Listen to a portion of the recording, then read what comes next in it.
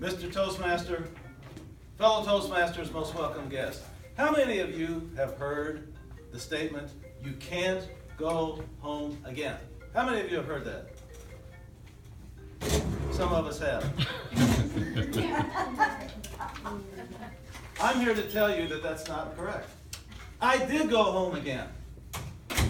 And I did it about 6 weeks ago. And it's important for its lessons.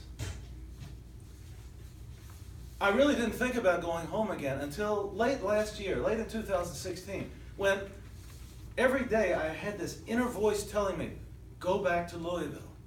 Go back to see your father's grave. Go back and confront the demons that possess you. I heard this repeatedly. It wasn't as if it was a voice from the outside. It was something that was coming from within. I listened to my voice. I asked my best friend of 40 years if he would accompany me, and he said that he would. On January 30th of this year, we flew to Louisville, Kentucky, my hometown. I had spoken to the caretaker of the cemetery even before I left for the trip, and explained to him who my father was, what his name was, and when he died, so that he would know exactly where my father's grave was located.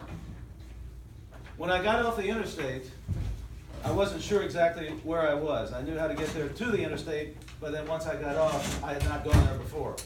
Remember, in all the years I had lived in Louisville, which was 19 years after his death, I never went to that gravesite. Never.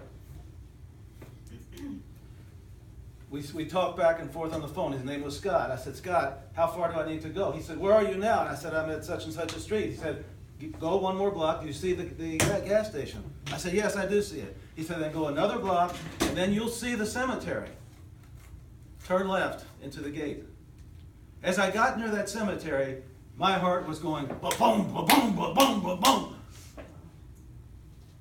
Because I had no idea how it would react, or what I would say, or what I would do. As I got closer and closer to the gate, I saw a tan pickup truck enter.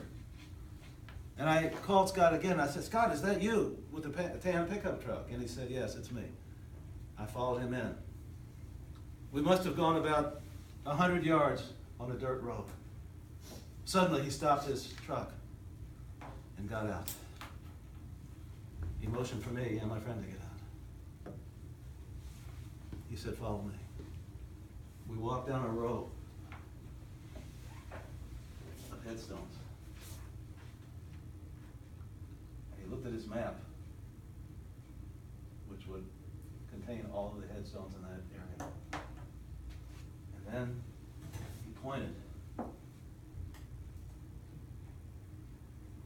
I turned 90 degrees to my right, and there it was. I came face to face with my father's headstone. Harry H. Benovitz, father.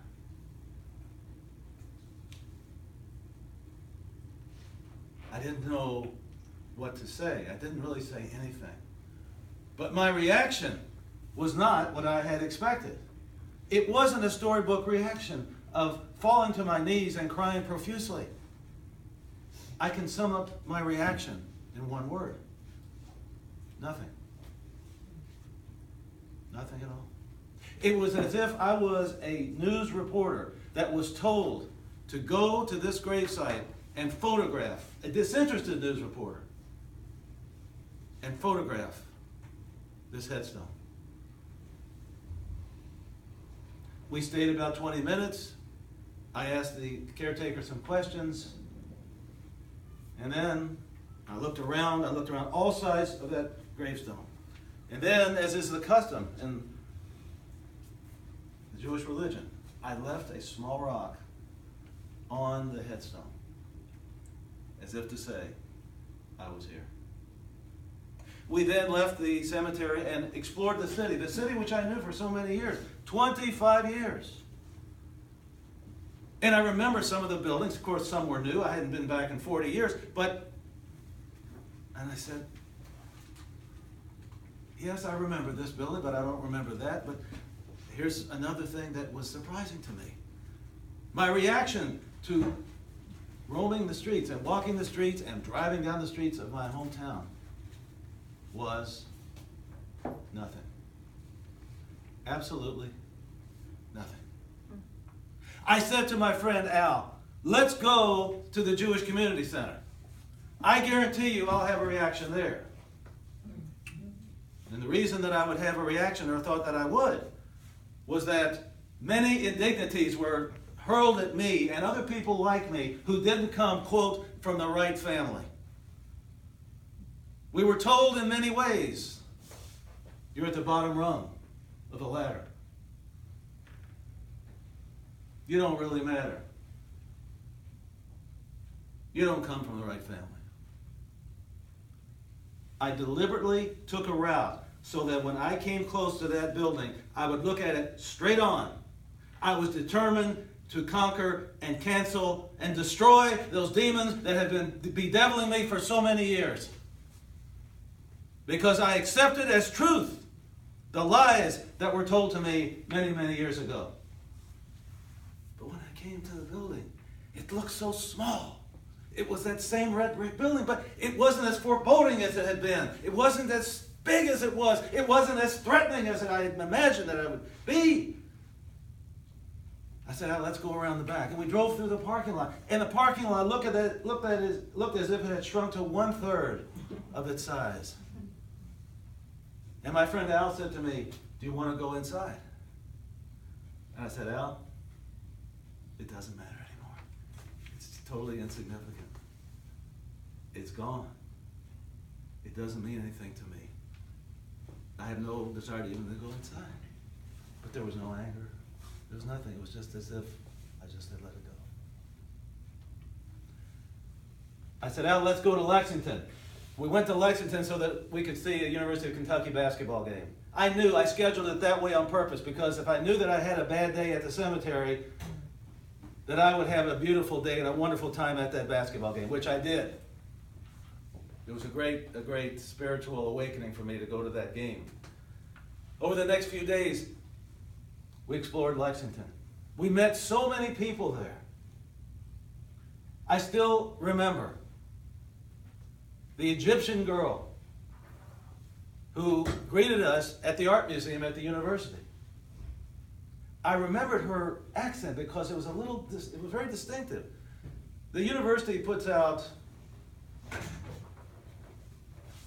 videos on YouTube and tells you some of the latest things that are going on in the university. And she was in one of them. And I said to her, are you from Egypt? And she said, yes, how did you know? I said, did you do a promo video for the university? She said, yes. I made her feel so important. And that made me feel important. I met an aspiring actor who had gone to the university and had graduated. He wanted to go to New York. And just hearing the stories, these people just emptying themselves of everything that they had, telling me who they were, learning about each life as I talked to various people, was an incredible experience. I went to a souvenir store, the many souvenir stores in Lexington for the university, where they sell t-shirts, every kind of thing that's blue. And it doesn't matter what it is. Bed sheets, pillows, as long as it's blue, they sell it.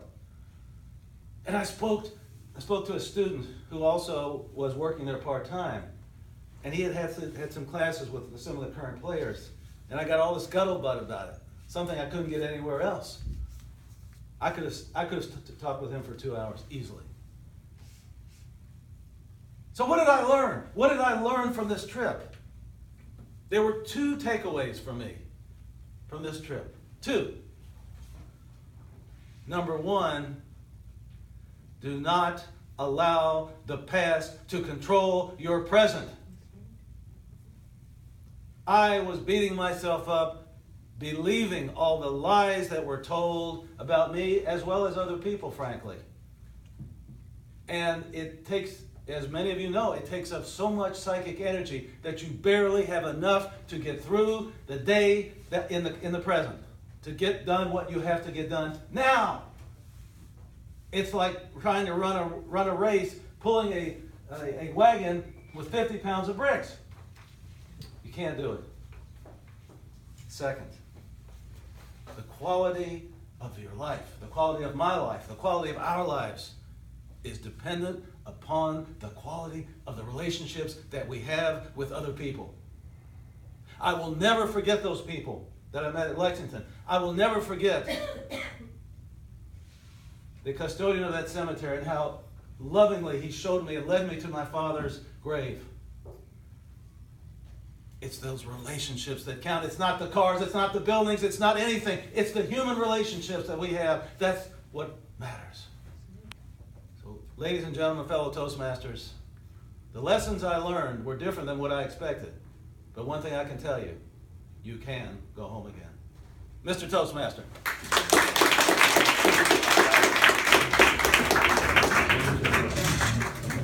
Thank you for that remarkable speech.